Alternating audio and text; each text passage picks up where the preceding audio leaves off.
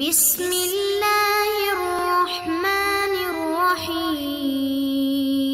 السلام علیکم معزز طلباء کرام، آپ سب کیسے ہیں؟ آج ہم موطا امام محمد کے سبق نمبر 7 کو پڑھیں گے۔ آج کے ہمارے سبق کا عنوان ہے اعتراض اور اس کا جواب۔ چونکہ گزشتہ سبق میں ہم نے 2 احادیث اور ان کی وضاحت کو سنا تھا، سمجھا تھا،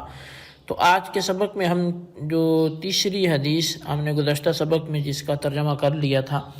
اس کی وضاحت کریں گے، اور پھر ایک اعتراض جو غیر مقلدین کا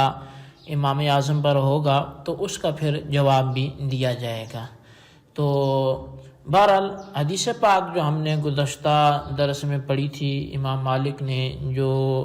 انس بن مالک کے حوالے سے روایت کیا تھا کہ جب ہم نماز ادا کرتے تھے تو پھر کوئی شخص بنی عمر بن عوف کے محلے میں جاتا تو ان کو نماز عصر پڑھتے پاتا تھا۔ اب یہاں پر حضرت انس بن مالک فرماتے ہیں کہ ہم میں سے اگر کوئی نماز عصر پڑھ کر بنی عوف کے محلے میں جاتا تو وہاں لوگ ابھی بھی نماز عصر ادا کر رہے ہوتے۔ اب اس سے ایک طبقہ اپنا اختراعی مسلک جو ہے وہ ثابت کرنے کی کوشش کی ہے، اور بڑی بات یہ کہ اس مسلک کے بانی نے اس حدیث کی تشریح میں خود لکھا کہ محلہ بنی عوف تقریباً 2 میل کے فاصلے پہ واقع ہے، تو جب قباء تک کا فاصلہ جو 3 میل ہے اس سے 1 مثل سایہ ہونے پر نماز عصر پڑھنا درست نہیں ہوا، جو گزشتہ سبق میں ہم نے اس پر تفصیلی کلام کیا۔ تو 2 میل کی مسافت کے لیے یہ استدلال بھلا کیسے درست ہو سکتا ہے؟ تو بہرحال یہ مذکورہ حدیث سے غیر مقلدین کے استدلال اور ان کا استنباط نہایت کمزور ہے، بلکہ سرے سے ہی غلط ہے، اور مسئلے کے امام اعظم امام ابو حنیفہ جو ہے وہ احادیث صحیحہ کے عین مطابق ہے۔ تو مطلب یہ کہ جب قباء تک کا جو فاصلہ ہے وہ 3 میل ہے، اور 3 میل بھی اگر کوئی جائے تو پھر بھی سورج وہاں پہ جو تھا وہ ہوتا تھا، اور اس کا مطلب یہ ہے کہ وہ 2 مثل سائے میں نماز پڑھتے تھے۔ 2 مثل جب سایہ ہوتا تو اس وقت نماز عصر کو وہ ادا کرتے تھے۔ تو جہاں پر جو ہے وہ سورج اس کی مسافت ہی جو محلہ ہے اس کی 2 میل ہے، اس سے کم ہے، تو وہاں تو بدرجہ اولیٰ یہ مسئلہ مذہب احناف کی تائید کرتا ہے۔ البتہ یہاں بعض غیر مقلدین نے اعتراض کیا ہے، اور اعتراض بھی اختراعی ہے، کذب بیانی ہے۔ وہ یہ ہے کہ وہ کہتے ہیں جی کہ خود امام اعظم کا یہ مسلک بھی ہے کہ نماز ظہر کا وقت 1 مثل سایہ ہونے پر ختم ہو جاتا ہے، اور اسی قول پر فتویٰ بھی ہے۔ اب اس کی تائید میں وہ در مختار کی عبارت پیش کرتے ہیں کہ جس میں امام اعظم کے حوالے سے لکھا گیا کہ وعنہ مثلہ، کہ امام اعظم کے حوالے سے جو قول ہے وہ یہ ہے کہ سایہ 1 مثل تک ہو۔ وہو قولہما وظفر والائمۃ الثلاثہ قال الامام طحاوی وبہ ناخذ وفی غرر الاذکار وہو ماخوذ بہ وفی البرہان وہو الازہر لبیان جبریل وہو نص فی الباب وفی الفید وعلیہ عمل الناس اليوم وبہ یفتح۔ اب یہ در مختار کی روایت، اس کی عبارت میں نے آپ کے سامنے پڑھی ہے کہ وہاں پہ یہ لکھا ہے جی کہ ظہر کا وقت سورج کی ٹکیا کا وسط آسمان سے جانب مغرب میں اعلان کرنے سے کسی چیز کے 2 مثل سایہ ہونے تک ہے، جبکہ امام اعظم سے 1 مثل تک کا بھی آیا ہے، اور یہی 1 مثل والا صاحبین امام ظفر اور ائمہ ثلاثہ کا قول ہے۔ امام طحاوی نے کہا ہے کہ ہم اسے ہی لیتے ہیں، اور غرر الاذکار میں بھی یہی ہے کہ یہی مسئلہ قابل اخذ ہے، قابل عمل ہے، اور برہان میں بھی یہ ہے کہ یہی زیادہ ظاہر ہے، کیونکہ اس وقت کا بیان حضرت جبریل کی اس حدیث سے بھی موجود ہے، اور وہ اس بارے میں نص ہے، اور فیض میں ہے کہ اسی مسلک پر لوگوں کا عمل ان دونوں پر ہے، اور یعنی مسلک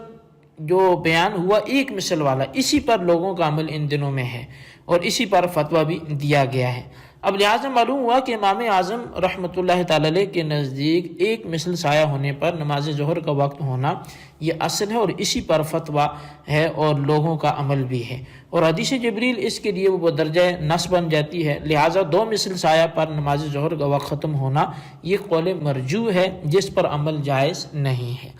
اب یہ تو اعتراض تھا، لیکن جواب اس کا یہ ہے کہ ایک مثل سایہ ہو جانے پر ظہر کا وقت ختم ہو جاتا ہے، یہ امام اعظم کا مسلک و مذہب ہو، ہم اس دعوے کو تسلیم نہیں کرتے، اور ہم یہ چیلنج سے کہتے ہیں کہ ایک طبقہ ناف کی کسی بھی کتاب سے امام اعظم کا یہ والا مذہب ثابت نہیں کر سکتے۔ البتہ در مختار میں جو مذکورہ عبارت ہے وہ آپ کا قول مرجوح ذکر کیا گیا، اور قول راجح جو ہے وہ تو ظہر کی نماز اس وقت تک ہو سکتی ہے جب سایہ اصلی کے علاوہ دو مثل سایہ تک کی جو گنجائش رکھی گئی ہے، اور صاحب در مختار کی مذکورہ عبارت میں آپ کا قول مرجوح کو اظہر قرار دینا اور اس کی دلیل میں حدیث جبریل پیش کرنا، یہ کس طرح کی جو ہے وہ انصاف والی بات ہو سکتی ہے، جس کے حوالے سے ہم مذکورہ پوری گزشتہ اسباق میں کلام بھی کر چکے کہ جبریل امین والی جو حدیث ہے، حدیث جبریل، وہ تو منسوخ ہے، قابل استدلال ہی نہیں ہے، تو جو ہو ہی منسوخ اس کی بنیاد پر دلیل قائم کرنا یہ بھلا کیسے درست ہو سکتا ہے، اور اسے کیسے تسلیم کیا جا سکتا ہے۔ رہا یہ کہ فیض کے حوالے سے صاحب در مختار نے عوام کا اسی پر عمل ہونا یہ لکھا ہے، تو یہ بات مشاہدے سے تعلق رکھتی ہے۔ دنیا اسلام میں جہاں کہیں بھی حنفی رہتے ہیں، آپ کوئی بھی ایک ایسی جگہ نہیں دکھا سکتے کہ جہاں حناف کا جو عمل ہے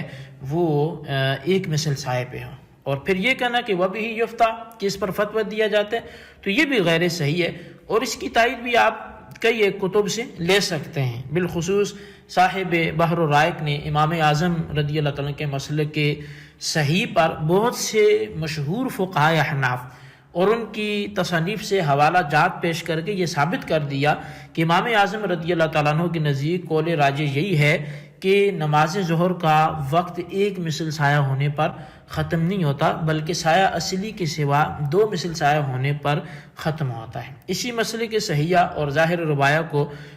مزید تفصیل سے اگر آپ دیکھنا چاہیں تو وہ یہ ہے کہ حضرت امام اعظم رضی اللہ تعالیٰ عنہ کے نزدیک جب تک سایہ اصلی کے علاوہ جو دو مثل سایہ نہ ہو جائے وقت اثر نہیں آتا، اور صاحبین کے نزدیک ایک ہی مثل کے بعد آ جاتا ہے۔ اگرچہ بعض کتب فتاوی وغیرہ تصانیف اور بعض متاخرین جیسے برہان ہے، فیض ہے اور در مختار میں قول صاحبین کو ہی راجح بتایا گیا، مگر قول امام ہی احوط اور وہی واضح اور وہی ازروی دلیل کے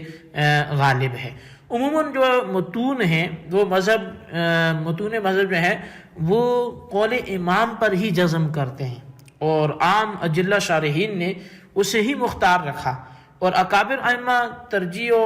انقاء بلکہ جمہور پیشوا جو مذہب کے ہیں انہوں نے اسی کی تصحیح کی ہے۔ اور اسی طرح امام العلماء جو ملک العلماء ہیں ابو بکر مسعود نے، انہوں نے بتایا میں امام سرخسی نے محیط میں فرمایا کہ ہوا صحیح، یہی امام اعظم والا قول صحیح ہے۔ اسی طرح فتاوی قاضی خان میں اسی کو تقدیم دی اور اسی کو تقدیم دیتے ہیں، اور اسی کو اظہر من حیث الدرایہ کا اور اشہر من حیث الروایہ کہا۔ اور اسی طرح امام اجل برہان الدین جو صاحب ہدایہ ہیں، اور امام جلیل ابو البرکات نصفی نے کافی میں، امام زیلعی نے تبیین الحقائق نے اسی دلیل کو راجح رکھا، اور اس طرح اور بہت سے کتابیں ہیں کہ خیر اس کی لسٹ بڑی طویل ہو جائے گی کہ جہاں اسی مذہب کو اختیار کیا گیا۔ تو یہی صحیح ہے، عالمگیری میں بھی ہے کہ ہوا صحیح ہو، یہی امام اعظم والا قول جو ہے وہ صحیح ہے۔ جامع رموز میں اسی کو مفتہ بھی بتایا، اور سراج المنیر میں بھی ہے کہ اعلیٰ قول الفتویٰ یعنی فتویٰ امام اعظم کے قول پر ہے، اور بحر الرائق اور پھر رد المختار در مختار میں ہے کہ قول امام سے عدول کی اجازت نہیں ہے۔ تو بہر تو صورت یہ امام صاحب پر الزام ہے، ان کے قول مرجوح کو راجح قرار دینا یہ درست نہیں ہے۔ تو حاصل کلام یہ کہ سایہ اصلی کو چھوڑ کر دو مثل سایہ کسی چیز کا ہو جائے تو امام ابو حنیفہ رضی اللہ تعالیٰ کے قول کے مطابق نماز ظہر کا وقت ختم اور نماز عصر کا وقت شروع ہو جاتا ہے، یہی قول مشہور اور ظاہر روایہ ہے۔ اس کے خلاف قول مرجوح ہوگا، اور بعض متاخرین کی تحقیق یہ ہے وہ ان کی تحقیق کے مطابق ہوگا جس پر فتویٰ نہیں ہے۔ اور در مختار کی عبارت سے معترض نے دھوکہ دینے کی کوشش کی، حالانکہ اس کی شرح در المختار جو ہے وہ اس میں اسی مقام پر ایک ضابطہ بیان کر کے مذکورہ قول کو قول مرجو قرار دیا گیا، اور ضابطہ یہ ہے کہ امام اعظم رضی اللہ تعالیٰ عنہ کے